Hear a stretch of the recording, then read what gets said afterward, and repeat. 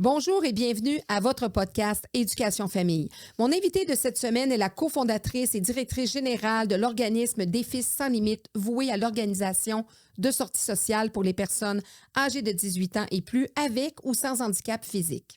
Elle collabore à différents projets liés à l'avancée et la défense des droits des personnes ayant une ou des limitations. Son engagement social et sa motivation première sont en lien avec le désir fondamental d'avoir une société toujours plus inclusive. Étudiante à Concordia en développement économique communautaire, elle est aussi formatrice chez Expertise Allergo, œuvrant dans la communauté des personnes en situation de handicap. Ses engagements l'amènent aussi à siéger sur le comité d'accessibilité pour Élections Canada. Toujours désireuse de découvrir de nouvelles choses et de partir à l'aventure, c'est en ayant plusieurs cordes à son arc que mon invité s'investit dans l'inclusion des personnes en situation de handicap dans la société, tout en incitant celles-ci à ne plus détourner le regard sur leur réalité.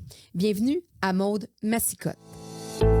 Afin de partager, discuter, apprendre, rencontrer, s'informer et comprendre ensemble sur tous les sujets concernant l'éducation et la famille, bienvenue ici à votre podcast Éducation Famille. Bonjour Maude. Bonjour Claudine. T'en fais des choses? Oui. T'es-tu une fille engagée? Oui, pas mal, depuis mes 13 ans. Depuis que tu as 13 ans. Oui. Puis comment, à 13 ans, c'est quoi le déclic qui s'est passé pour toi? Ben, j'ai commencé secondaire et j'ai vraiment vu que je voulais m'impliquer. Donc, je m'étais impliquée à mon école. Donc, j'étais dans le conseil des élèves. Et là, j'ai vu un peu, puis là, j'ai commencé l'adolescence. Donc, peu importe, même si je suis en situation de handicap, j'ai des rêves, j'ai des ambitions, des projets. Donc, j'ai vécu dans un environnement très, très protégé, dans des écoles spécialisées où on était avec des spécialistes à longueur de journée et avec d'autres personnes en situation de handicap aussi plus lourdement handicapées que moi. Donc, puis là, je me suis dit, OK, si je vais avoir un appartement, si je vais avoir un travail, comment je vais faire? Et donc, j'ai vu un peu que en dehors de ce beau monde-là très protégé, c'était un peu la jungle de la vraie vie. Donc, c'est là que je me suis mis à voir un peu c'est quoi les choses que je vais devoir affronter à tous les jours parce que la vie est un obstacle à tous les jours. Donc, voilà. Non, puis c'est ça, quand on a un handicap, ben c'est notre obstacle parce qu'il y a eu beaucoup d'avancées, naturellement, il y a plus d'inclusion, oui, mais il y a encore beaucoup de travail à faire. Oui, effectivement. Puis, tu sais, on parle beaucoup de l'accessibilité universelle, l'inclusion. C'est des grands termes, c'est des grands mots, mais il faut les décortiquer aussi. Puis souvent, les gens pensent que l'accessibilité universelle, c'est juste de mettre une porte automatique avec une rampe d'accès, alors que c'est beaucoup plus que ça. Il y a aussi la communication. Donc, comment qu'on va communiquer des choses, autant sur notre site web, sur nos documents en papier et toute la signalisation aussi dans nos bâtiments et autres. Il y a aussi tout l'aspect des programmes, des services qu'on va offrir aussi, l'accompagnement aussi qu'on peut offrir et que dans notre équipe, on a des personnes en situation de handicap qui souhaiteraient travailler ou qui travaillent au sein de l'équipe. Non, c'est pas parce qu'ils ont un handicap invisible aussi. Mm-hmm. Donc, puis il y a aussi tout l'aspect de sensibilisation, formation aussi, c'est très important parce que c'est bien beau d'aller dans un endroit, c'est accessible et tout, architecturalement, mais si tes employés ne sont pas formés, ils sont pas accommodants non plus, donc ça me donnera pas vraiment le goût d'y retourner si je sais qu'un endroit est minimalement accessible et que le personnel est formé et va tout faire pour rendre mon expérience le plus agréable possible, mais c'est sûr que je vais avoir le goût d'y retourner aussi, là. Oui, c'est ça, parce qu'il y a des belles perles là, dans tu sais, quand on est justement, on a un handicap physique, là, tu sais, tu peux faire réaliser plein de choses, tu as plein de projets, puis tu fonces, puis parfois, puis naturellement, souvent, c'est pas par manque d'intérêt, c'est parce que quand on ne vit pas avec une personne ou qu'on n'a pas eu nous-mêmes un handicap ou que on n'a pas une personne dans notre entourage qui vit un handicap, c'est vraiment de l'inconnu. Tu sais, c'est la jungle des deux bords aussi, un peu. Oui, effectivement. Puis je pense que c'est aussi peut-être un manque d'éducation aussi, puis aussi peut-être de l'ignorance aussi. Souvent, les gens ils vont dire, ah, ben, cette personne-là, c'est comme, elle voyons, elle peut pas, si elle comprend pas, ben, c'est peut-être parce qu'elle sait pas, puis elle veut juste le comprendre aussi. Fait que pour ça que je me suis dit, il faudrait partir dès le jeune âge aussi, dans des écoles pour justement, sensibiliser les enfants parce que je trouve que les enfants, c'est les meilleures personnes. Ils ont une réaction complètement différente que les adultes aussi. Puis en allant, un voyage que j'ai été à Bruxelles et il y avait un système éducatif où que dès la maternelle, les enfants étaient déjà dans le bain. Donc, ils apprenaient quel type de handicap et comment interagir avec ces personnes-là. Donc, ça va être super intéressant. Puis, je me suis dit que ça serait une belle ambition d'avoir pour le faire venir au Québec pour justement l'implanter dans le système d'éducation aussi dès le départ. Oui, pour vraiment là, être capable de mettre un nom sur, puis de reconnaître l'handicap, parce que comme tu dis, il y a des handicaps qui sont visibles, mais il y a des handicaps qui sont invisibles et qui sont autant contraignants. Puis c'est vrai qu'on va se dire, ben, mettons, on a une rampe d'accès, on a ci, on a ça, mais après ça, il y a plein d'autres choses à l'interne qui doivent se passer pour que ça soit agréable, que ça soit lors d'un loisir ou que ça soit lors d'un travail ou pour accueillir une personne à mobilité réduite. Oui, puis le meilleur exemple qu'ils donnent dans des formations, des choses comme ça, c'est souvent, on va voir un enfant qui va faire une crise dans un magasin et souvent, les gens vont penser, ah, ben, il est mal élevé, il est mal éduqué, alors que peut-être qu'il y a juste un trouble de l'autisme, une déficience intellectuelle, qu'il y a eu un bruit qui a déclenché une crise. Donc, c'est tout ce genre de situation-là que un peu dignifier tout ça là, pour que les gens, ça soit moins tabou puis qu'il y ait moins de préjugés aussi. Là. Qu'est-ce que tu aimerais qu'il s'améliore? Toi, tu disais justement, là, où est-ce que tu aimerais qu'il y ait des différences de manière concrète et rapidement? Ben, c'est ça qu'on parle beaucoup de sensibilisation, mais là, on est en 2024, il faut passer à l'action aussi. Là. Mhm. Donc, c'est ça que ça demande l'éducation dès le départ dans les écoles, mais aussi auprès de nos décideurs aussi, de justement réinvestir un peu plus aussi.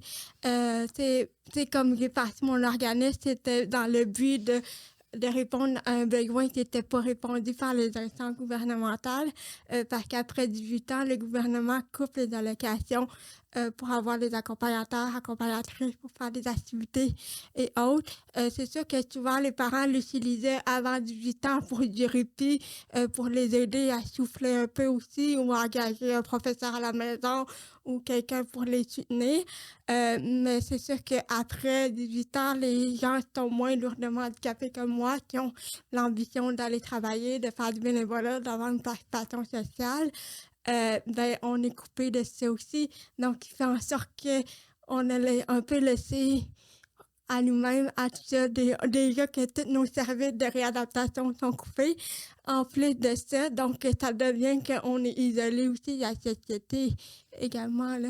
Oui, parce que ton organisme il est vraiment là pour que les gens de 18 ans et plus peuvent se rencontrer, puis socialiser, puis rencontrer d'autres personnes. Puis tu n'es pas obligé d'avoir un handicap là, pour ton organisme où il faut Oui, que on cherche des bénévoles également. Puis nous, c'est vraiment dédié d'avoir des accompagnateurs bénévoles qui viennent nous aider. Ils ne sont pas jumelés avec une personne en situation de handicap nécessairement, mais sont là dans le groupe et qui participent à l'activité au même titre que tout le monde, mais qu'on s'entraide entre nous également aussi. C'est ça qu'on concentre beaucoup pour de 18 à 30 ans parce que c'est là que les jeunes adultes ont besoin de ce service-là également aussi.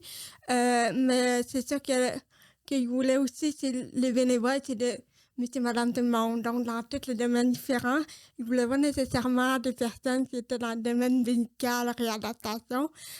Puis, effectivement, ça allait fonctionner. Il y a quasiment une demande par semaine de personnes qui souhaitent se joindre à notre équipe. Fait que c'est vraiment beau de voir l'inclusion aussi. En même temps, on amène aussi nos membres qui sont en situation de handicap à aussi faire du bénévolat à travers d'autres activités aussi qu'on met en place également. Puis aussi, avec les années, on s'est rendu compte qu'il y a encore beaucoup de préjugés, beaucoup de tabous, comme on a discuté tout à l'heure. Donc, c'est là que j'ai mis en place des ateliers de formation pour des entreprises, des organisations qui souhaitent mieux comprendre, mieux c'est-à-dire c'est quoi, quel type de handicap, puis d'initier aussi l'inclusion et l'accessibilité universelle également. Quels sont les tabous là, qui persistent, qui t'achalent, là, qui vous gossent en bon québécois, là, les gens handicapés, les personnes handicapées? Ah ben, le pire commentaire que j'ai eu, c'est donc ben belle pour une handicapée.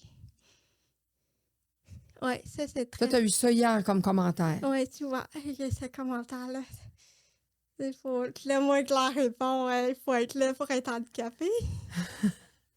Hey, puis tu sais, ce qui est triste là-dedans, c'est que à travers ça, la personne voulait juste te faire un compliment.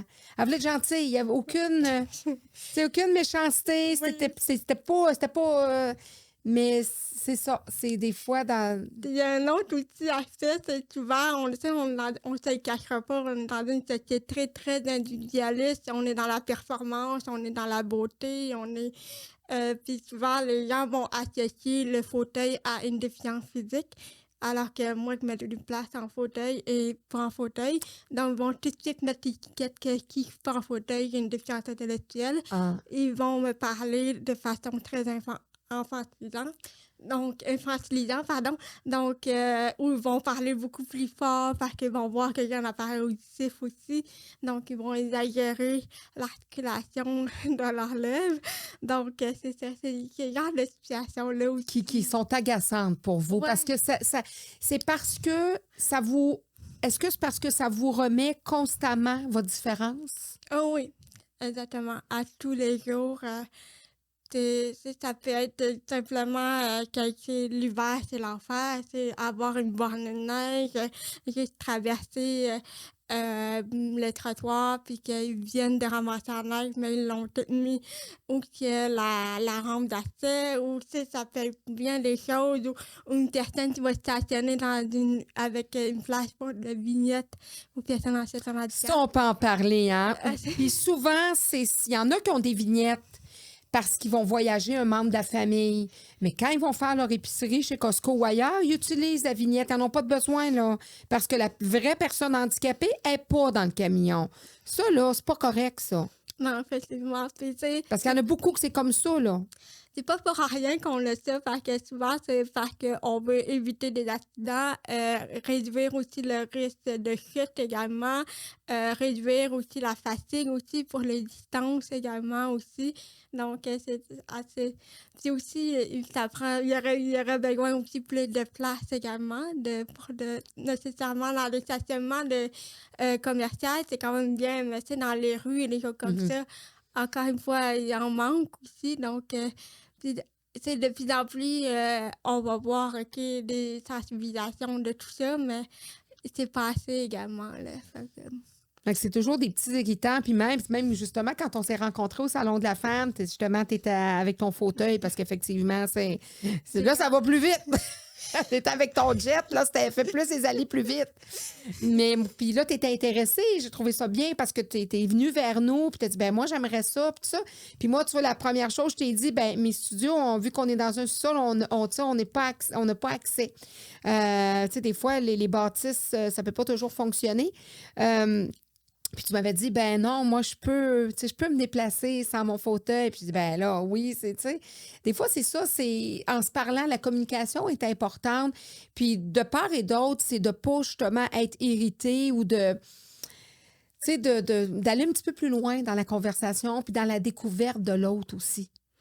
C'est autant des fois dans l'ignorance de l'autre personne qui ne sait pas trop qu'est-ce que c'est puis qui est un peu maladroit ou maladroite. Puis du côté de la personne qui dit, ben là, attends une minute, là, pas parce qu'elle est en fauteuil roulant qu'elle a un handicap physique, mais qu'elle est handicapée intellectuelle, parce qu'on voit quand même que ça fait pas partie, en tout cas, de tes handicaps. Ça, c'est sûr et certain. Et qu'est-ce qui fait, tu disais, ben moi, j'ai grandi dans une école spécialisée. Pour toi, c'est quoi le positif que ça a amené d'être dans une école spécialisée? Parce que tu aurais pu être dans une polyvalente régulière, puis sans problème, là. Où est-ce que ça a été positif pour toi d'être dans une école spécialisée? Puis où est-ce que ça a été négatif pour toi? Ben, c'est sûr qu'à l'époque, il y avait très peu de services dans des écoles régulières aussi, donc mes parents ont opté à ça aussi. Puis aussi le fait que tout l'agenda familial, donc le fait que si j'étais dans une école régulière, il aurait fallu que je fasse ma réadaptation après l'école, donc c'était un challenge à ça aussi.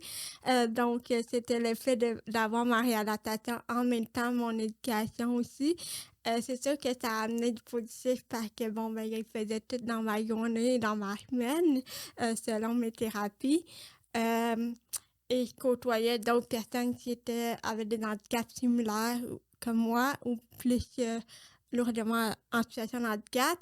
Mais je te dirais que c'était plutôt, le après, c'est que je me disais: «OK, mais je sais pas, tu sais, comme approcher une autre personne qui a pas de handicap ou, me faire des amis ou que je pourrais garder plus tard pour qu'ils pourraient devenir mon accompagnatrice» ou des choses Mmh. comme ça. Donc c'était plus l'aspect de après, là, de dire: «OK», me refaire un cercle social également, même si j'ai gardé Un des réseau. contacts avec des amis, de l'école, secondaire et primaire également. Mais c'était un autre monde aussi.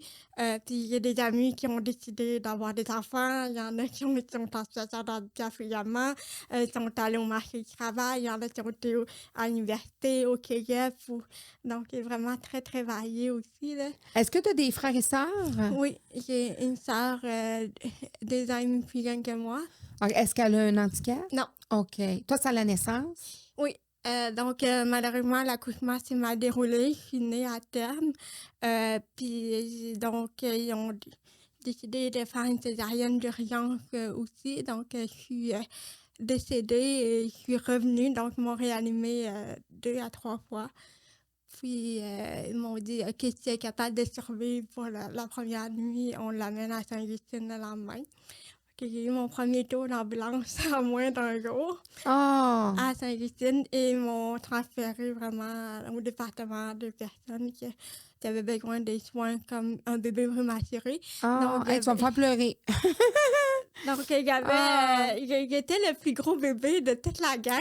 OK. Donc, Les plus forts, assurément? ouais, mon père m'a accompagnée, puis là, quand il a vu ça, il était Ouais. comme: «Mon bébé, c'est normal?» Puis là, les infirmières disaient: «Oui, oui, c'est normal, elle est à terme, les autres, ils sont pas à terme». Ah! Fait que, j'ai resté à peu près, 2-3 semaines là-bas, puis, ils m'ont donné tous les soins nécessaires, puis après ça, ils m'ont redonné à mes parents pour dire: «Ben, on sait pas ce qu'elle a, votre petite fille, c'est comme donc au fur et à mesure qu'elle va grandir, qu'on va savoir en faisant des tests et tout». Donc mes parents sont tous mis, à l'attaque pour les professionnels. Ouais. Donc il y avait à peu près entre 6 à 8 rendez-vous par semaine. Ah, parce que là, ils ne savaient pas, parce que c'était comme pas le parcours habituel, mettons, d'un enfant, tu sais, dans un accouchement, qui va manquer d'air ou quoi que ce soit. Donc, toi, ils t'ont réanimé, puis là, c'est les Ouais, c'est ça, séquelles de il la... manquait d'air, fait qu'ils m'ont réanimée et tout ça, fait qu'ils savaient que c'est l'hypothèse de l'appareil cérébral, mais ils pouvaient pas être certaines aussi. La perte d'audition, est-ce que ça a été dû à l'accouchement ou c'est dû au nombre de médicaments que j'ai eu? Ça, c'est un peu des choses qu'on ne saura jamais, là. Donc, et aussi le trouble de langage parole, c'est dû avec l'appareil cérébral aussi. Donc, c'est toutes ces choses-là qui C'était un qui petit miracle. oui, si on peut dire ça. Puis, tu sais, mes parents, ils ont été très réactifs, fait que j'ai eu mes premiers appareils à 6 mois. Ah, c'est ça. Puis on le voit, moi j'ai déjà vu chez un élève trisomique et je pense que c'est ça qui s'est passé avec toi aussi. Ils ont mis énormément de temps et d'énergie pour la rééducation. Puis ils se sont jamais, justement, tes parents, possiblement, qui se sont jamais arrêtés à dire, bon, ben justement, ma fille va avoir l'appareil cérébral. Tu sais, il y a comme un genre de pattern ou moi, je pourrais dire, de format X qui vient souvent avec ces gens qui ont cet handicap-là ou les trisomiques. Moi, j'ai vu un trisomique qui était hyper athlétique, puis qui s'est rendu jusqu'en secondaire 4, mais les parents n'ont jamais lâché la stimulation. Stimulation, stimulation, stimulation. Je pense que tu es un exemple de ça aussi un peu. Oui. Puis c'est ce qui fait que tu es hyper, tu sais, tu as eu toutes les conditions, ils ont mis toutes les conditions pour que, tu Oui. sais, sans se mettre de barrière en disant, ben là, maintenant, elle va être limitée. Là, à un moment donné, quand on va arriver à ça, il n'y aura plus rien après. Donc, ça a toujours été, puis ça continue. Oui. Ça a toujours continué, puis même moi, en étant adulte, j'ai décidé de continuer. Donc, même si j'avais plus de physio, j'ai décidé d'aller au gym, de m'entraîner à la bosse, de Ah! vraiment essayer de me garder en forme parce qu'on ne se le cachera pas dans ma condition. Je vais vieillir beaucoup plus vite qu'une personne qui n'est pas dans une situation de handicap comme moi. Donc, c'est de me garder active aussi. Puis ma fille grand-père, c'est de plus être capable de marcher aussi. Donc, c'est des... Est-ce qu'il y a eu une dégénération un peu de ton Ben, état? c'est pas Non, non, non. dégénératif, mais c'est juste qu'il faut que je continue constamment à bouger, Ça là. pourrait facilement devenir sédentaire, puis si tu stimules pas tes muscles et tout ça, puis Oui, tes également. articulations, Oui, c'est ça. là, à un moment donné, ça pourrait être plus difficile pour toi là, Oui. de te déplacer. Oui, parce que tu es arrivée comme une grande C, puis tu as descendu les marches, j'ai eu besoin d'un petit bras, puis pour une coupe de marche, puis après ça, non, non, je vais ça.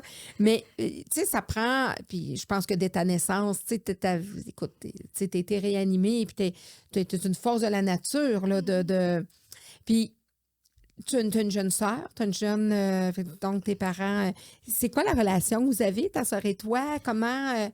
T'étais à Montréal quand on était jeunes. Ouais. Je ne le cacherai pas, moi, que quelqu'un de très organisé, puis j'avais pas le choix parce que Ben oui. les gens, tu sais, j'ai aucune dextérité manuelle, donc j'ai besoin de gens qui viennent dans mon quotidien pour m'aider à m'habiller, à faire mes soins hygiène et tout. Donc, j'avais pas le temps de chercher du linge, puis il fallait que je trouve mon kit tout de suite. Fait qu'il était très ordonné, alors que ma soeur, elle était complètement à l'inverse. Donc, il fallait que je barre ma chambre parce que sinon, quand elle avait besoin d'un morceau de linge, ben, elle allait chercher sa qu'elle savait exactement il était où. Oui, attends, elle est tellement organisée, ma sœur, regarde, c'est exactement dans le troisième tiroir à gauche. Je suis sûre qu'il est lavé, il est propre. Cling! Oui, exactement. Puis, c'est ça qu'au fur et à mesure, tu sais, mes parents, ils ont tout dit, ben, si on a un deuxième enfant, on va pas faire d'elle comme celle qui va s'occuper de Non, l'autre. Il va pas... ça ne deviendra pas la deuxième mère. Non, c'est Puis ça, ça. c'est bien C'était correct. très, très, très clair. Puis ça a toujours été ça, là. Puis donc, c'est ça, là, on saillissait. Puis ça, au fur et à mesure, on a grandi. Puis on a quand même deux parcours complètement différents. Puis c'est ça que là, on le voit moins. Mais elle a un parcours plus étalé. Elle a étudié en droit. Et par la suite, elle a dit non, moi, j'aime pas ça. Je retourne en théâtre. Fait que, elle est devenue comédienne, puis donc elle aime faire du théâtre. Puis elle a fait aussi de la télévision, donc complètement dans Ah, un elle autre aime monde. ça, c'est ça. Puis là, toi, tu es une fille de mission avec justement Ouais, c'est plus ta... dans le communautaire, d'aller aider son prochain et tout ça, là, donc. Ben, c'est ça. Puis vous avez deux réalités différentes aussi, tu sais, c'est sûr. Puis, tu sais, puis en tant que parent, qu'est-ce que tu t'apprécies de tes parents, de ce qu'ils ont fait, que tu penses qu'ils ont fait la différence dans ton parcours? Mais ils ont toujours été là, présents, puis tu sais, ils ont toujours fait le maximum qu'ils pouvaient faire aussi, puis je les remercierai jamais assez. C'est ça que mon père est plus là maintenant, il est décédé depuis déjà 5 ans. Suite à une crise cardiaque qu'on croit dans son sommeil à 60 ans. Hmm. Donc, mais il a toujours été avec moi, il a toujours été vraiment, c'était comme mon meilleur ami aussi. Donc, ça a été très, très dur, cette perte-là aussi, mais je veux toujours être reconnaissante sur ce qu'il a fait aussi. Puis ma mère également, puis la famille proche aussi, qui ont beaucoup investi aussi là, pour épauler mes parents également, là. Là, maintenant, tu es ton appartement, tu es autonome, tu Oui. fais tes choses. Oui, je suis allée en appartement à mes 22 ans. Et c'est ça que là, quand je me suis à 13 ans jusqu'à 15 ans, là, j'ai un peu vu c'était quoi les obstacles qui étaient un peu confrontants à moi. Surtout que j'ai comme un peu frappé un mur en sens figuré. Fait que je me suis dit, ah ben, je vais en profiter, que j'ai tous les professionnels avec moi pour devenir le plus autonome possible et pour être 100% autonome pour aller en appartement. Fait que je me suis dit, mes parents ne seront pas toujours là pour moi et tout. Et là, je me suis rendu compte que mon handicap était beaucoup trop grand. Donc, je vais avoir besoin d'aide à domicile. Donc, avoir un logement accessible pour mon fauteuil et tout ça. Et là, quand je me suis rendu compte que ça se trouve pas de même, un appartement, et aussi avec des services à domicile. Donc, je me suis mis déjà sur les listes d'attente à 18 ans en moyenne. Ah Donc, ouais. parce que les listes d'attente sont hyper longues et c'est tellement compliqué de trouver. Fait que j'ai Des mis appartements adaptés. exactement ce qui correspondait à mes besoins aussi. Fait que, puis là, ils m'ont appelé à mes 19 ans, mais là, j'étais vraiment pas prête à partir. Fait que je me dis, OK, laissez, retournez-moi dans la liste. Puis à mes 22 ans, là, j'étais prête à partir, là.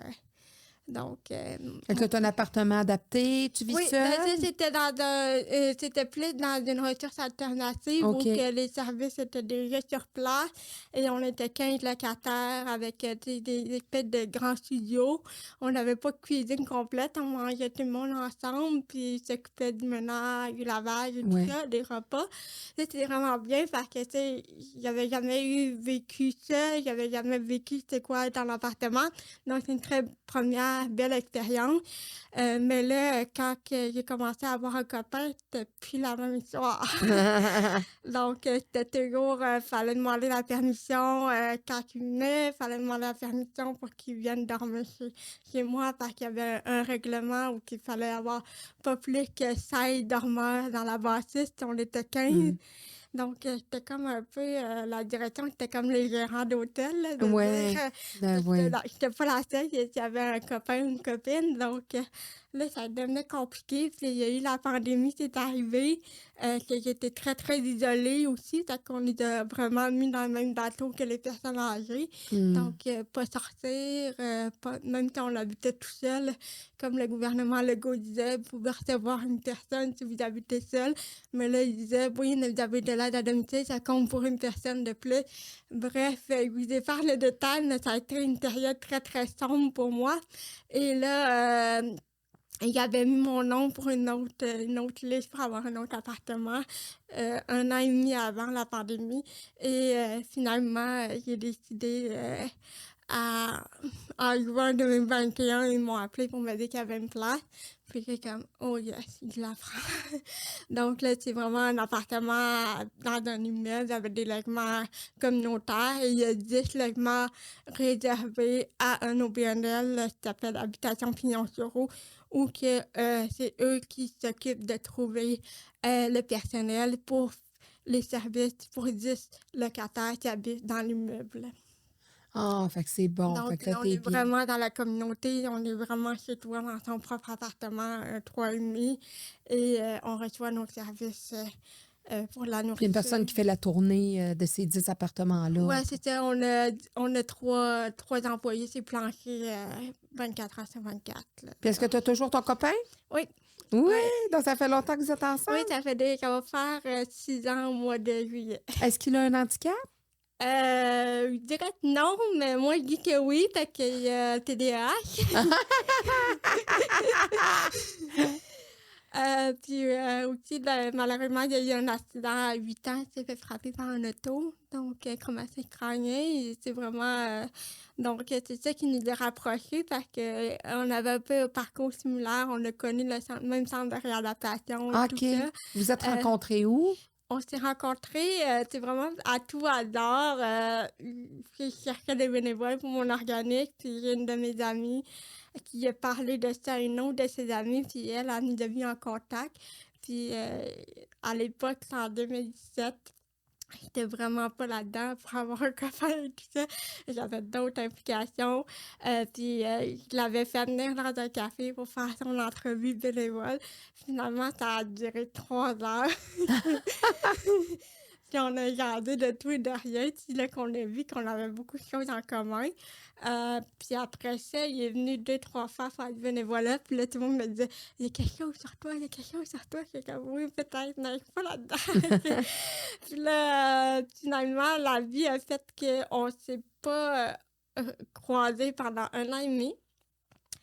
Et à la suite, en 2018, fin juin, début juillet, j'ai une grande amie qui est décédée subitement. Et puis là, ça a donné comme m'a recontacté. Fait que on dirait qu'elle me l'a envoyé. Ah! Puis là, il m'a recontacté. Puis là, après ça, on a commencé à se fréquenter. Puis voilà, ça a été notre Après histoire. 6 ans. Est-ce que tu veux des enfants? Est-ce que c'est possible pour toi d'avoir... Oui, c'est possible. Ma condition me le permet. Je sais pas encore. Là, on est en réflexion là-dessus. Mais c'est sûr que ça va être tout un challenge parce qu'il y a beaucoup, beaucoup de défis. Puis je vois mes autres amis, puis d'autres personnes, puis dans la défense de droit, puis la parentalité pour les personnes en situation de handicap, c'est très, très dur. Surtout que déjà l'enfant n'est même pas né, que La DPG dans le dossier? ouais, la DPJ rentre dans ton dossier dès que les T'es enceinte. intervenants écrivent de l'intention de... Ah, Oui, ça fait peur, hein? Tu dis, moi, je vais mettre au monde un enfant, mais je sais même pas s'ils vont pas venir me le chercher. Oui, ça fait peur. Ça fait très peur parce que j'ai vu des cas qui, tu sais, c'est ça qui est arrivé parce que il y a eu une malcompréhension juste à l'accouchement. La personne n'avait pas ses affaires réussies, fait qu'elle n'a rien compris, fait que là, les infirmières ont signalé dès le départ la problématique. Ou même qu'il y a des gens qui se sont très bien, ils ont pris toutes leurs précautions, ils ont mis tous les intervenants de leur côté, ils ont fait les tests, ils ont fait tout. Et même à ça, ils ont décidé d'enlever l'enfant pareil, même si elle était encadrée et que toute la famille était là pour ça aussi, là. Pour aider. Ouais.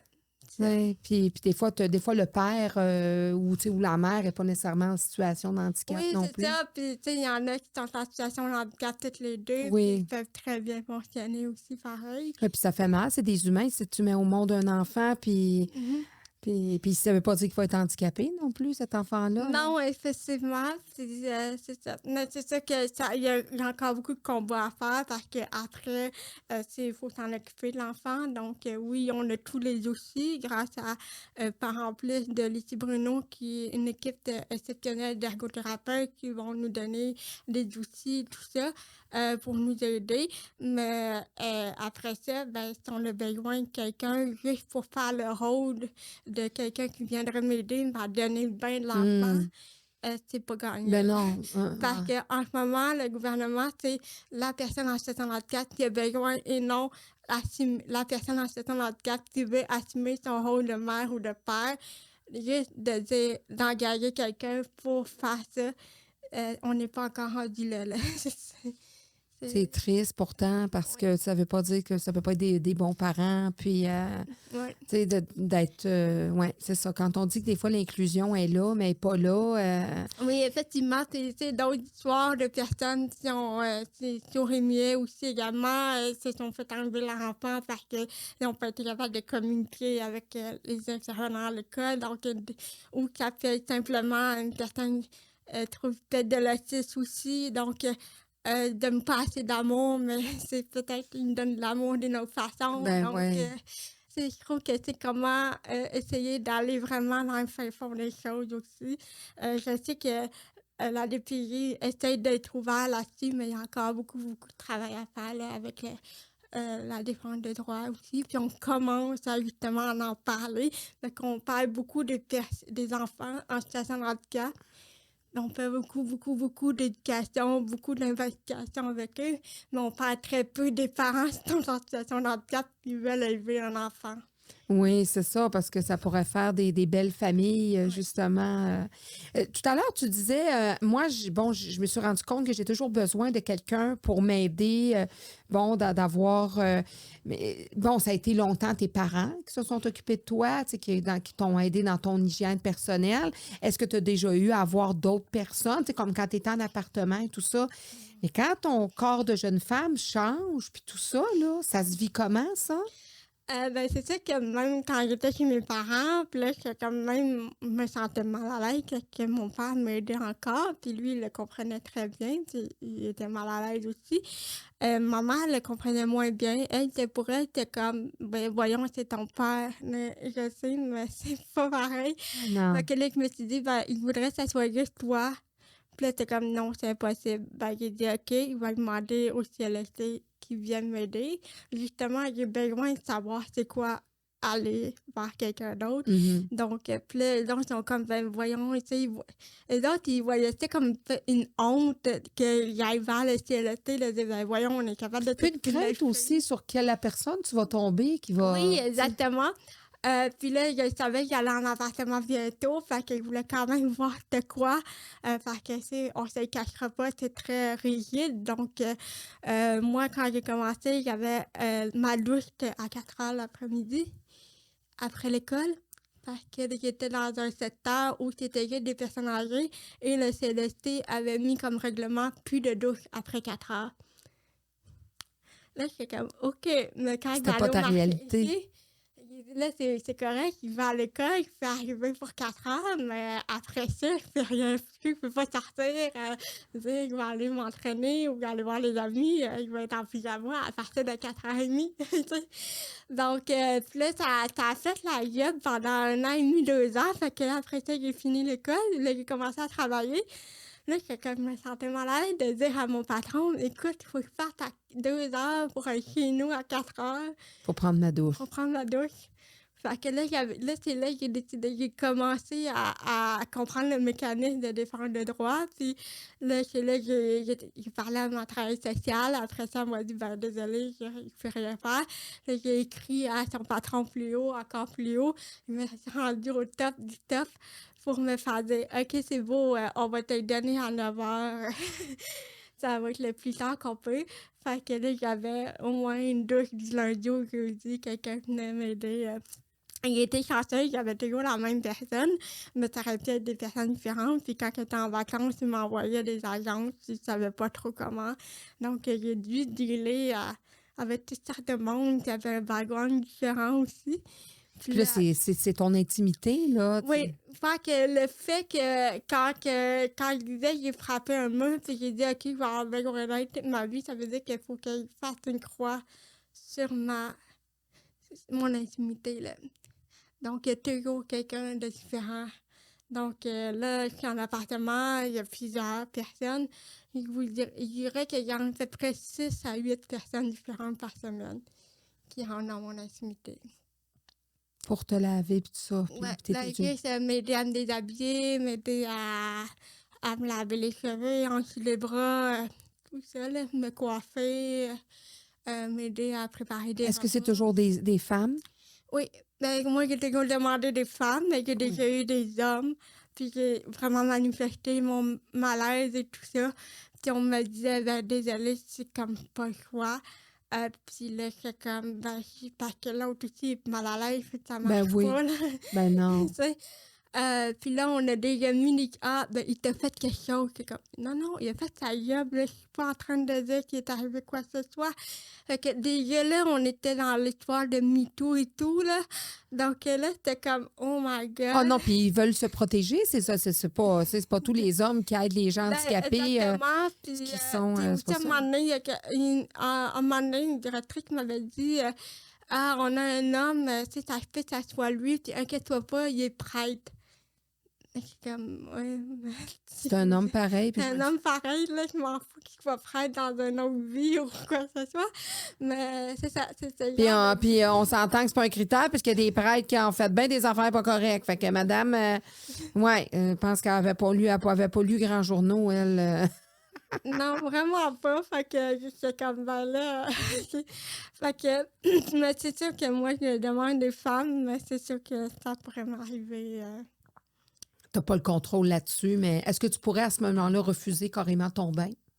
Oui, oui. Est-ce que ça pourrait te nuire pour tes services si à un moment donné tu refuses? Puis... Oui, ça pourrait arriver. Donc, il y a comme un sentiment naturellement de grande vulnérabilité. Oui, puis on ne se le cachera pas, mais les personnes en situation de handicap, surtout les femmes, ont vu beaucoup plus c'est des micro-agressions. Puis on parle beaucoup de violence conjugale, mais aussi souvent c'est le personnel de la santé ou le personnel civil qui sont tellement proches de nous qui peuvent poser des gestes comme ça aussi. Donc, c'est doublement de vigilance aussi, là. C'était ma question, justement. Est-ce que toi, tu as déjà subi, justement, des microagressions ou des attouchements ou qu'on a profité de ton état? Oui, je dirais pas dans mon intimité personnelle, mais ça c'est dans le métro, que ça soit sur la rue, je me suis déjà fait, carrément quelqu'un voulait me donner un bisou, une caresse, puis en plein jour, là, sur la rue Ontario, puis je criais au maire pour de l'aide, puis personne s'arrêtait, là. Jusqu'à quand qu'un de mes collègues arrive, puis dit: «Va-t'en». Puis récemment, dans un métro, il y a quelqu'un qui a décidé de me flatter le bras puis m'a regardé comme j'ai le goût de te toucher plus que ça, là. Donc, mais tu sais, j'ai fait des plaintes et tout, mais c'est très, très dur parce qu'on faisait par les PVM. Désolée, on reçoit tellement de plaintes comme ça qu'on peut pas les traiter. Mais c'est comme: «Oui, mais là, vous avez des caméras pour le prouver. Ah non, il faut qu'il y ait une enquête qui soit déclenchée. Nous voici un numéro. Si jamais tu le revois, rappelle-nous». Donc, je trouve ça très insécurisant. Insécurisant quand tu vas dans les... Puis c'est-tu des gens plus âgés que toi, des gens de ton âge? Ça peut être de toutes les... OK. Ça peut être de toutes. Donc, les gens voient que tu as une vulnérabilité, que tu es comme limité à certains égards, peut-être pour te défendre, pour te sauver ou pour... Oui, puis même, tu sais, quand je prends le métro, tu sais, je sens que je dérange à mon route roulant, tu sais, j'essaie d'être le plus autonome possible pour plus prendre le transport adapté. Puis finalement, c'est comme, je sens le regard de dire pourquoi t'es pas en transport adapté? C'est genre, Dans le sens, il faut que je me rende à ma job, là, c'est long, là. Ah ouais, ah ouais, ah ouais. c'est ça. Exactement, ou que genre, que tu mets tout dans la place, tu sais, où il y a le wagon, puis le wagon, pour qu'il puisse rentrer, t'es le premier complètement au bout. Donc, tu veux pas manquer ton train, finalement, faut que tu roules jusqu'à l'au bout, tu l'as manqué, faut t'attendre.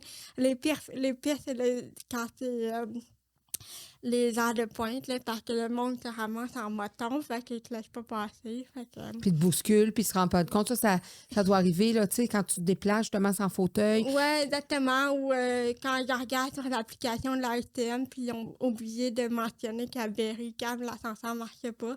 Puis ils mettent rien dans l'ascenseur pour dire désolé, l'ascenseur marche pas. Puis là, t'attends 5 minutes, là, tu te rends compte genre, que l'ascenseur marche. Là, il faut que tu reviennes de bord pour prendre une autre station, c'est un ascenseur. Tu sais, je veux dire, les ascenseurs, il y en a pas à toutes les stations. Fait que, tu sais, ça peut être rock'n'roll, là. À un moment donné, je me suis ramassée juste pour me... Tu sais, j'habite pas loin de Préfontaine. Ils partent de Préfontaine. Ils voulaient aller à Mont-Royal pour mon travail. Puis, il faut que je change à Berry pour aller à la ligne 11. Et finalement, à Berry, ça marchait pas. Fait qu'il a fallu que je revire de bord pour rentrer dans le train pour aller jusqu'à Ellengrou pour être capable de changer pour tomber sur la ligne 11. Orange. Pour revenir jusqu'à Mont-Royal. Hey. Un trajet qui fait me durer une demi-heure, je vais durer 1 heure et quart. Hey, en transport en commun, parce que justement, les modalités sont pas toutes là. Puis, Oui, exactement. c'est beaucoup de résilience, hein? C'est beaucoup... Faut aimer la vie plus que tout, hein? Et avoir beaucoup de résilience. Oui, vraiment. Puis, tu sais, moi, je me trouve chanceuse parce que j'ai eu l'éducation, j'ai eu vraiment tout le soutien nécessaire pour être la personne que je suis aujourd'hui, mais c'est pas donné pour tout le monde. Pour tout aussi. Il y a des personnes en situation de handicap qui peuvent être beaux et gentils, comme ils peuvent être méchants aussi. Donc, il y en a de toutes les couleurs aussi. Puis aussi, on connaît pas toutes les personnes handicapées. Ça, c'est un autre préjugé aussi. Les gens pensent qu'on connaît toutes les personnes handicapées. Oui. Mais, On les met tous dans le même panier, en fait. Oui, exactement. Mais on est quand même 20% de la population en situation de handicap, là. C'est beaucoup. Fait qu'il y a peu de services, même si on en parle beaucoup, il y a encore beaucoup, beaucoup de chemin à faire. Tu sais, tu parles juste, là, justement, du transport en commun. Je veux dire, à Montréal, il devrait en avoir partout des ascenseurs. Ça devrait être fonctionnel. D'avoir quelqu'un à temps plein qui devrait s'assurer que, justement, de mettre les notes sur Internet, de dire, tu sais, que ça soit la fine pointe, qu'il n'y ait pas aucune erreur ou aucun manquement pour que les personnes puissent avoir le droit de circuler. Parce que tu payes tes déplacements, là. Oui, oui. Je veux dire... Ma carte au PIC me coûte Oui. pas moins cher parce que je suis en situation de handicap, là.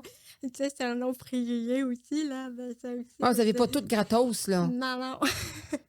Non, il y a des services qui Oui. viennent, bon, de par certains organismes et tout ça. Oui, puis on se le cachera pas, c'est être en situation de handicap beaucoup plus cher aussi. Donc, coûte toujours plus cher. Alors que si on a besoin de se faire livrer notre épicerie, que ça soit pour une nouvelle prothèse.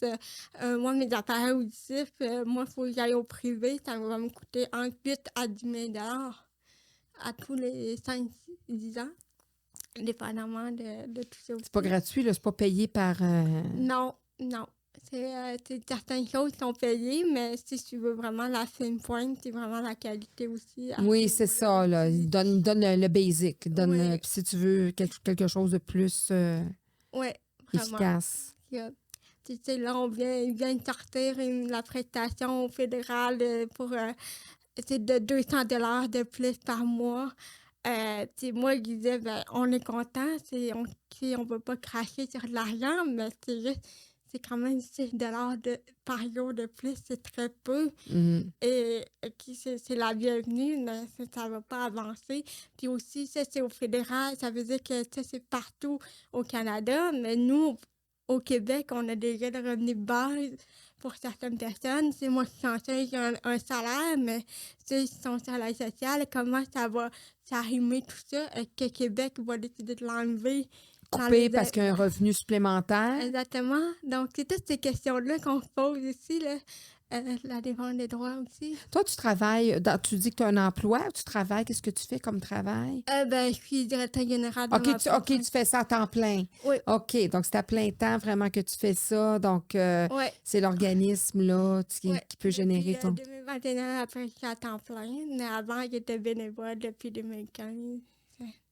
Donc, c'est bien. Fait que là, au moins, tu as ton emploi, là, Ouais, plus...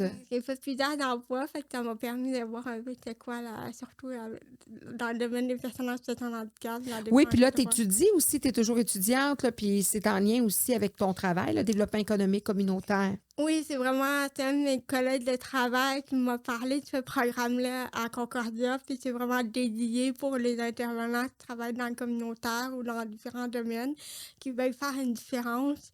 Et que c'est bien, c'est vraiment les professeurs, c'est des pédagogues, mais aussi les gens qui sont sur le terrain, des organisateurs communautaires, des directeurs, des directrices, qui ont vraiment fait quelque chose, puis qui sont très, très...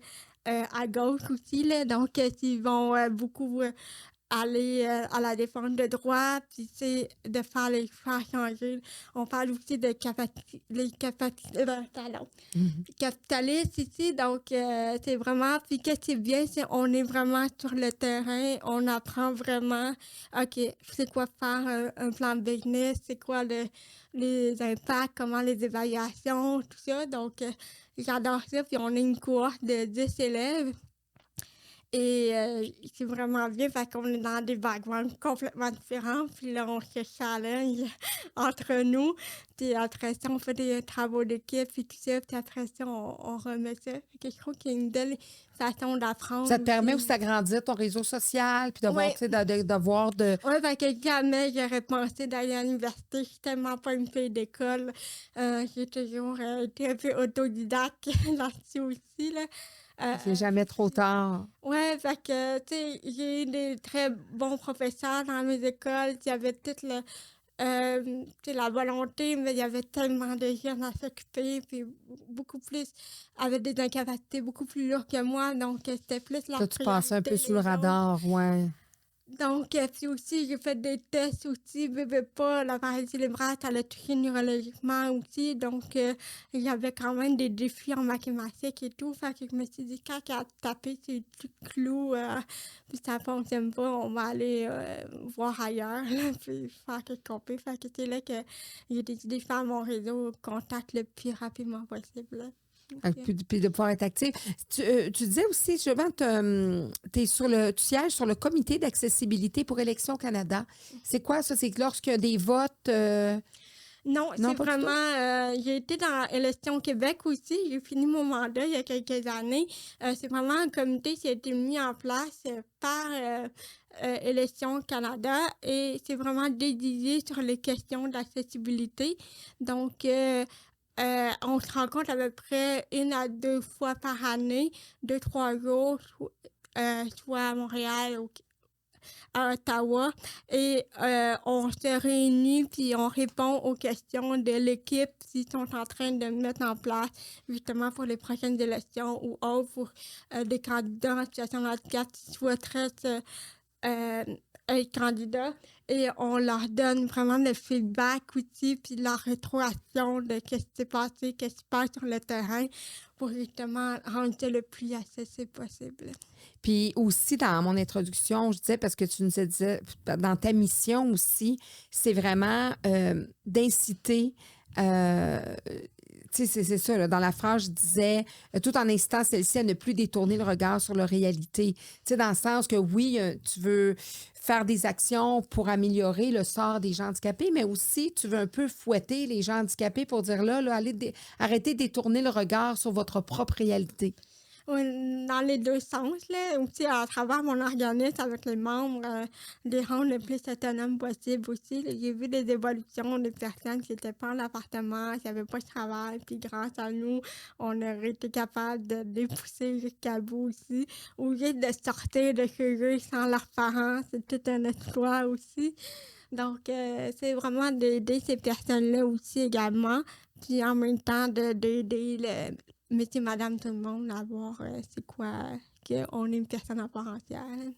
Qu'est-ce que tu dirais comme conseil? Qu'est-ce que tu donnerais comme conseil aux parents qui viennent d'apprendre ou qui ont un enfant, justement, avec un handicap?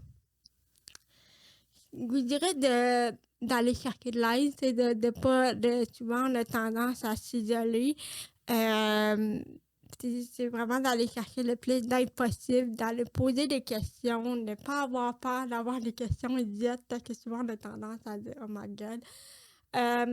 Puis c'est ça, c'est vraiment d'aller chercher l'information, puis aussi de s'entourer de membres de la famille ou d'amis ou de personnes pour justement, on se le cachera pas, avoir un enfant, ça prend un village là, Oui, pour élever un enfant, ça prend un village, oui.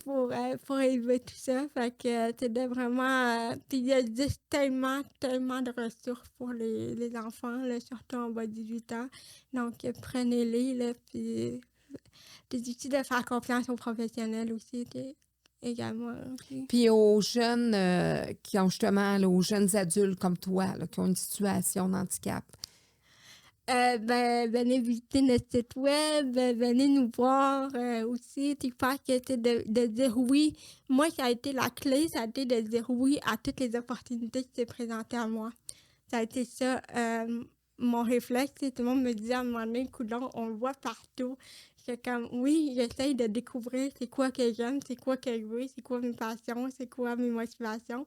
Donc, si tu sais pas trop quoi, où tu vas, essaye de dire oui à tout. Si t'aimes pas ça, c'est pas grave. Au moins, tu auras essayé puis tu auras exploré. Oui, exactement. Explorer aussi. C'est ça. Puis de faire confiance aussi à ton instinct aussi. Souvent, on oublie... Son instinct, hein, sa petite voix intérieure. Ouais. Puis c'est quoi tes grands rêves, les réalisations que tu veux faire, là, tes grands rêves, toi, tes objectifs? Moi, ça serait d'aller faire un voyage humanitaire pour aller faire du bénévolat, vraiment à l'international. Ça serait quelque chose. Et aussi aller redonner un équipement adapté à un pays défavorisé qui n'a pas les moyens nécessairement de se payer aussi pour aider d'autres personnes en situation de handicap pour être plus mobile aussi. Là. Ça serait un de mes grands rêves de faire ça aussi parce que pour avoir fait des projets de vouloir aller faire du bénévolat à l'extérieur, c'est tout un challenge. On est confronté à des assurances. Ah oui. Les assurances, c'est comme, on n'est pas éligible, c'est comme trop vulnérable. Donc, si tu es en situation de handicap, mais tu n'as pas besoin d'aide médicale, tu as quand même besoin d'une infirmière. Pour ça. Donc, c'est tout ce challenge-là de même pour tes loisirs, c'est limité? Oui, mais pour avoir fait un projet là, avec mon organisme où j'ai amené du monde en Saskatchewan faire du bénévolat, aller rencontrer d'autres volontaires en Saskatchewan, puis des volontaires en Saskatchewan qui sont venus à Montréal. Un projet de quasiment de 2 ans.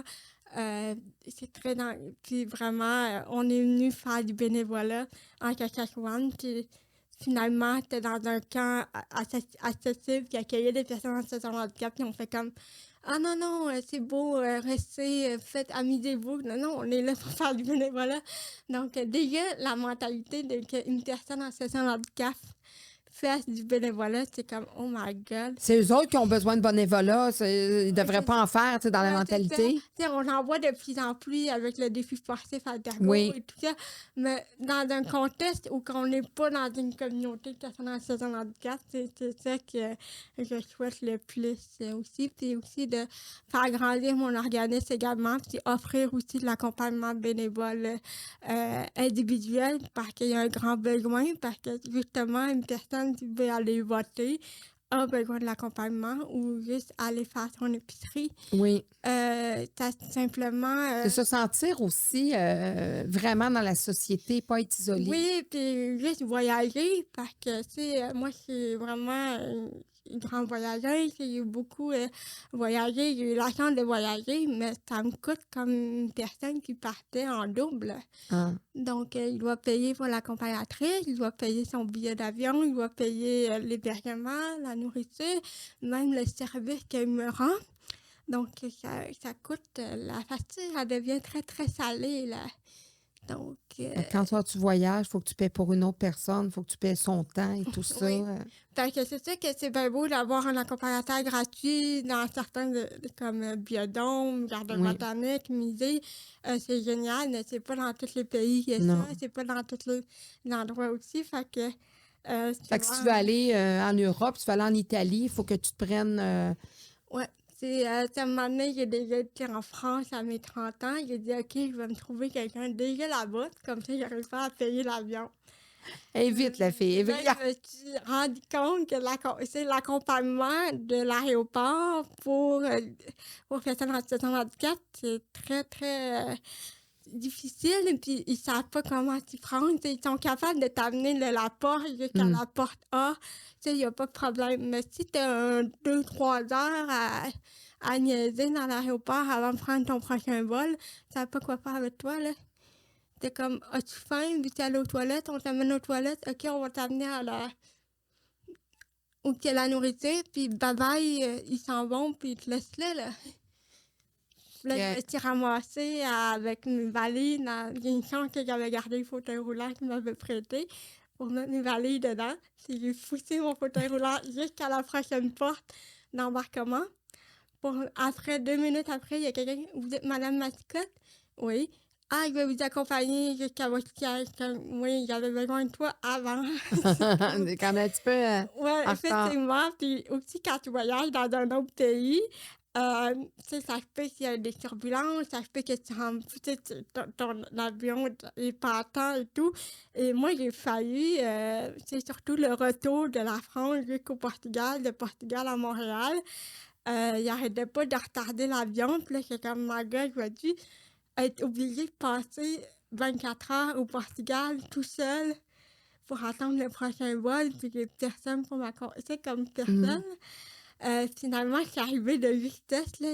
L'avion partait une demi-heure après. Donc, j'ai juste eu le temps de sortir, de changer de terminal, d'aller aux toilettes, de rembarquer dans l'autre avion. Et aussi, dans les autres pays également, moi, au Portugal, c'était très spécial. Ils t'amènent une genre de lévatrice, ils t'amènent comme un espèce de bloc cube qu'on voit là, pour déménager des boîtes.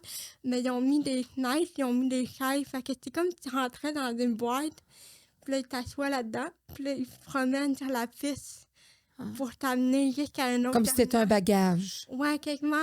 Puis là, ils te mettent dans une grosse camionnette. Puis là, j'avais l'impression de me faire enlever. Ça va-tu? Ouais, c'est ça. Là, tu disais, mon Dieu, ils s'en vont où avec moi? Ouais. Finalement, ils m'emmènent dans un autre terminal. Puis il y a quelqu'un qui dit, attendez une minute, il y a quelqu'un qui s'en vient avec un fauteuil. Puis là, il m'embarque dans le fauteuil. Puis là, il m'amène et puis là, passer la sécurité et tout. Donc, Puis c'est comme, OK, je suis prête à toutes la les revivre, pas péripéties. certaine. Non, c'est ça, hein, parce qu'il y a des angoisses. On y est avec ça. C'est Ouais, c'est fun de ça. voyager, mais dis-moi donc, tu disais que tu es formatrice aussi chez Expertise Alterego. Altergo. Qu'est-ce que tu fais? C'est des formations que tu donnes justement aux personnes? Oui, ça fait déjà 7 ans que je suis formatrice pour eux. Puis aussi, dans le fond, c'est donner de la formation surtout à la Ville de Montréal aussi, à des organisations qui souhaitent mieux accueillir une personne en situation de handicap. On a différentes formations qu'on donne sur AU des événements, donc l'accessibilité universelle des événements, l'accueil, ça peut être aussi la communication ou comment rendre les activités plus inclusives en sport, en loisirs et tout ça. Fait que c'est vraiment du contractuel, donc ils m'appellent pour voir OK, est-ce que tu peux donner ta information. Ce qui est intéressant, c'est qu'on a toujours 2 formateurs en situation de handicap qui donnent la formation. Donc, les gens se reconnaissent. Oui, exactement. Puis aussi, on parle de notre parcours en même temps, puis d'initier les tabous, puis de répondre, puis de créer un espace sécuritaire pour que les gens posent leurs vraies questions, qui sont un peu indiscrètes aussi, puis qui n'ont pas posé. Puis de ça, fait que c'est super intéressant. Fait que c'est quand même une belle vitrine aussi, là. Puis, tu disais au début que toi, on t'a réanimé, bébé. Puis, y a-tu des moments où tu t'es dit, ben, y a-tu des moments où tu as eu du découragement, puis tu disais, ben, peut-être j'aurais aimé mieux qu'on me réanime pas quand j'étais bébé? Est-ce que c'est quelque chose qui t'est déjà arrivé dans ta tête?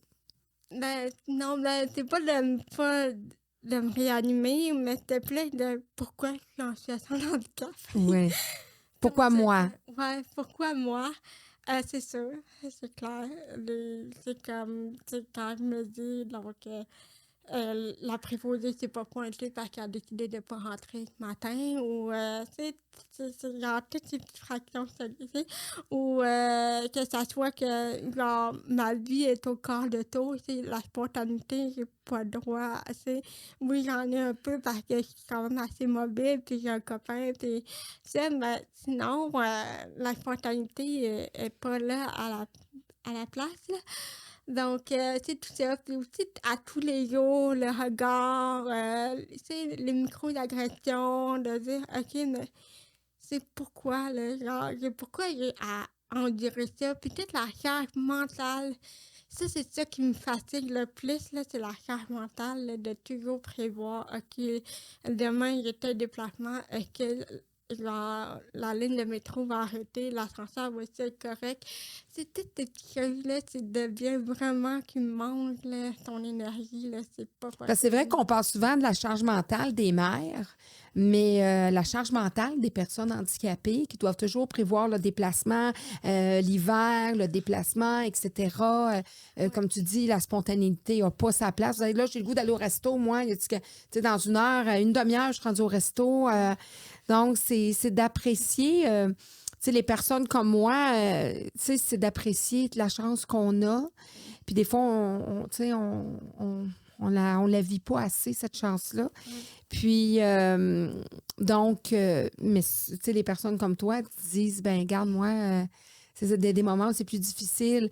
Mais moi, en tout cas, je te félicite parce que je pense que tu as vraiment, tu as eu des parents qui étaient là pour que tu fasses en sorte que tu mordes à pleines dents dans ta vie, même si elle a ses imperfections, parce qu'on a tous des imperfections dans nos vies. Il y en a qui ont des imperfections un petit peu plus dérangeantes que d'autres, à certains moments. À certains moments. Mais moi, je te félicite, en tout cas, Maude, de mordre dans la vie. Puis je trouve que tu es vraiment un beau modèle, un bel exemple. Je te remercie d'avoir foncé et d'avoir dit, écoute, moi, ça m'intéresse d'aller parler des situations pour les personnes handicapées, tout ça, de ma vie, de mon parcours. Oui, parce que je trouve qu'on n'en parle pas assez. Puis justement, avec mon organisme, on essaie de sortir du monde des personnes handicapées pour justement aller parler de nos réalités pour que justement le grand public soit plus sensibilisé à ça aussi.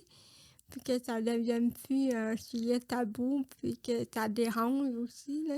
Donc, Puis de faire attention, hein, parce que souvent, c'est pavé de bonnes intentions, mais en réalité, je pense, ce que je comprends dans ton message, c'est que vous le savez que vous avez un handicap. Hein? On ne vous l'annonce pas.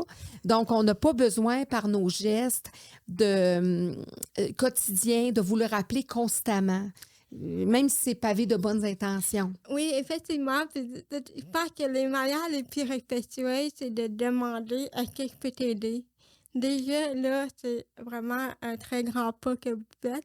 Puis si la personne vous dit non, ben c'est pas grave, prenez-le pas personnel parce que peut-être la personne est capable de le faire tout seul. Oui, c'est ça. Puis si vous revoyez la même personne quelques jours plus tard ou quelques heures plus tard, peut-être reposer la même question, peut-être dans ce cas-ci avoir besoin de votre aide aussi. Donc, de demander, puis aussi demander comment vous voulez qu'on vous appelle aussi, parce qu'il y a tellement de personnes qui veulent qu'on appelle différentes par son prénom, ou une personne en situation de handicap, une personne à mobilité réduite. Oui. C'est quoi, y a-t-il un terme plus politically correct? Écoute, ça change à tous les jours. Non, pour informateur, informatrice, c'est ce qu'on disait récemment, c'est que là, le nouveau terme, c'est diversité capacitaire. Diversité capacitaire. Oui. Fait que là, il n'y a plus le mot handicapé, il n'y a plus de... C'est genre détermination inspirante, ou des choses comme ça, là.